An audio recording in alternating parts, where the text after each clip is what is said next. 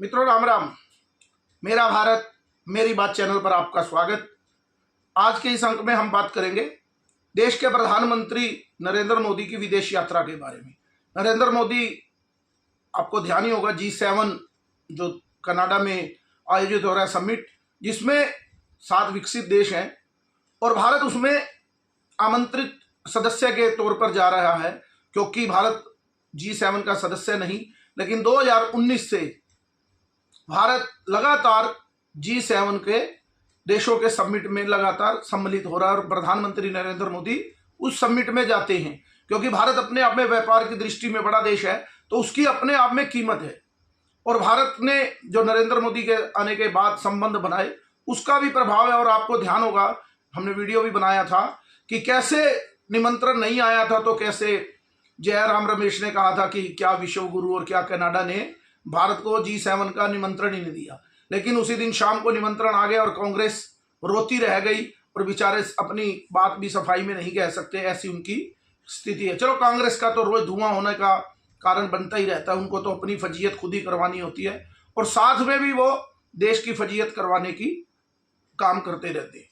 लेकिन विषय यह है कि वहां जाते जाते कनाडा, नरेंद्र मोदी ने एक तय किया कि बीच में एक छोटे से देश, एक टापू है साइप्रस।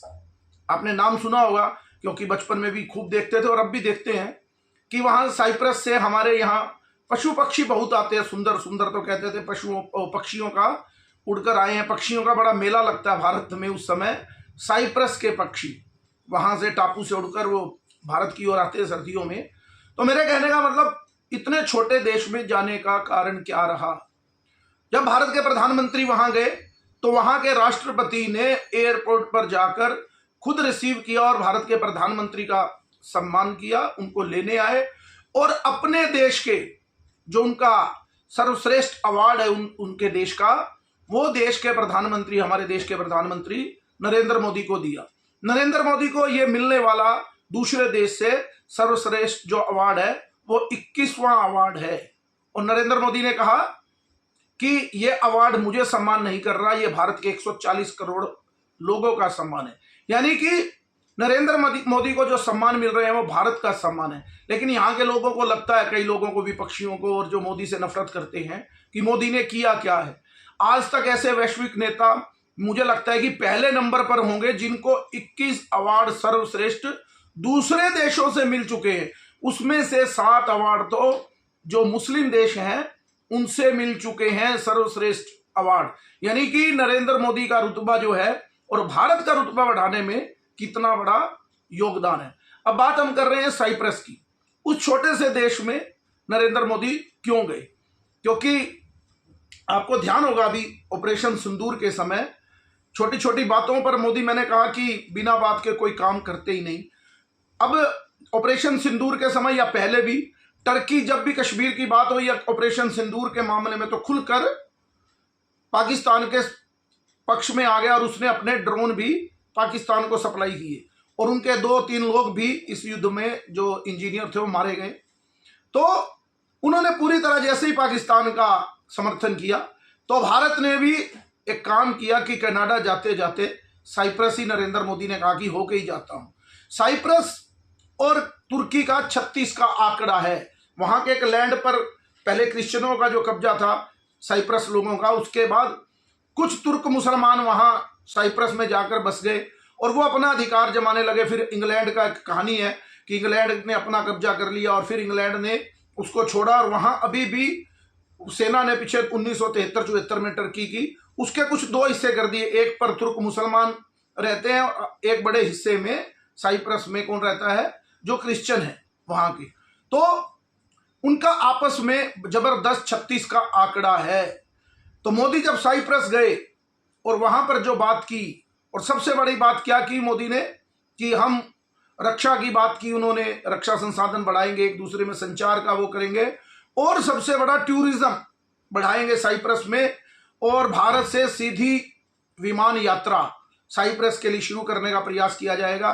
क्योंकि टर्की में भारत के लोग, क्योंकि टर्की में सस्ता घूमना है, तो भारत के बहुत से लोग टर्की में जाते थे। आपने देखा होगा ऑपरेशन सिंदूर के दौरान भी बहुत से लोगों ने टर्की की यात्रा कैंसिल कर दी देशभक्ति के कारण। अब वहां उस एरिया में जाने का मन है तो साइप्रस जाइए, ताकि उसकी मांद में जाकर उसको गुस्सा मारने वाली बात है कि कैसे टर्की को सबक सिखाना और उनके सर्वश्रेष्ठ अवार्ड से भी सम्मानित होना। और जो आपको जैसे टूरिज्म की बात है, क्योंकि नरेंद्र मोदी का सबसे बड़ा ध्यान टूरिज्म पर भी है। जैसे आपने देखा होगा कि पीछे मालदीव एक देश अपना छोटा सा है, नीचे ही समुद्र के किनारे, उसके राष्ट्रपति मौजू ने भी थोड़ी आंखें दिखाने भारत को कोशिश की थी, तो मोदी जी एक कुर्सी पर ऐसे ही बैठ गए थे लक्षद्वीप में, तो उनके टूरिज्म को खा गए थे पूरा, तो उनको माफी मांगनी पड़ी और बाद में वो मोदी को मिलने आए। कहने का मतलब मोदी बिना बोले बिना कुछ कहे चुपचाप भी किसी देश या किसी ऐसी स्थान पर चले जाएं तो लोग वैसे ही उसके पीछे।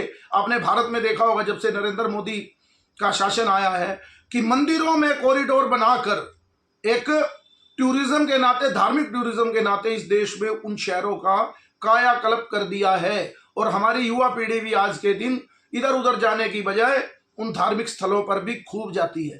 तो उसके पीछे भी कोई ना कोई, मैंने कहा कि मोदी बिना काम के कोई बात या कुछ करते ही नहीं, उसके पीछे बड़े रहस्य होते हैं। अब छोटा सा साइप्रस देश है, 2002 में अटल बिहारी वाजपेयी उस देश में गए थे, उसके 23 वर्ष बाद आज नरेंद्र मोदी साइप्रस जा रहे हैं। तो मैंने कहा कि उसके पीछे की तुर्की को टिट फॉर टैट, जैसे को तैसे की, कि उसके घर में जाकर उसको दिखाना कि हम कहां खड़े हैं और रक्षा समझौते करना। अभी एक और देश है अजरबैजान, वो भी युद्ध में, क्योंकि ये मुस्लिम देश हैं दोनों, और साथ में अर्मेनिया, इन दोनों का, अजरबैजान और अर्मेनिया का युद्ध पीछे चल रहा था 1.5-2 साल पहले भी, 2020 में भी था। तो पहले जो अर्मेनिया था वो रशिया का साथी था, रशिया उसको हथियार उपलब्ध करवाता था, लेकिन टर्की और रशिया का मित्रता होने के कारण, और अजरबैजान और टर्की एक ही मुस्लिम है, तो रशिया ने अपना हाथ खींच लिया। भारत ने भी 2022-23 में कुछ हथियार अर्मेनिया को दिए। लेकिन अब जो सुनने में आ रहा है कि बड़ी डील आकाश और बड़ी बड़ी जो भारत के स्वदेशी, जो भारत ने अपने हथियार बनाए हैं ब्रह्मोस, उसको लेकर भी जल्दी ही अर्मेनिया के साथ भारत डील करने वाला है। और भारत वहां जाकर टेक्निक देकर वहां रक्षा उत्पादन की भी कुछ जरूरतें उनकी पूरी करने वाला है, ताकि अजरबैजान को सबक सिखाया जा सके। ये पहले वाला भारत नहीं है, कोई कुछ कर गया, आतंकवादी आए चले गए, लेकिन हर मोर्चे पर कैसे लड़ा जाता है। हम लोग भारत में, हमें कुछ नहीं, युद्ध हुआ, बात हुई, खत्म हुई, भूल गए, लेकिन देश के प्रधानमंत्री बारीकी से इस काम पर लगे हुए हैं। जो 2 देश, चाइना के बारे में तो जितना देश का प्रधानमंत्री खुलकर बोल सकता है, ऐसा आज तक किसी ने नहीं बोला होगा कि चाइना का सामान खरीदना बंद कर दो। स्पष्ट पीछे एक रैली में उन्होंने कहा था कि स्वाभिमानी बनो और अपना खुद का सामान खरीदो, जो देश के दुश्मन हैं उनका सामान खरीदना बंद करो। तो उसी तरह चाइना को, और ये 2 देश आए थे पाकिस्तान के पक्ष में, एक कोलंबिया छोटा सा देश है वो आया था, और उन्होंने माफी मांग ली थी जब शशि थरूर और इनकी टीम गई थी वहां पर कोलंबिया में। तो मेरे कहने का अभिप्राय, एक छोटे छोटे देशों को भी जो थोड़े से उछलते थे, अभी तो चर्चा चलेगी, एक झूठ है, क्योंकि मुस्लिम कंट्रियों में लगता है सभी लोगों को ही झूठ बोलने की आदत हो गई, जीतने की झूठी आदत हो गई।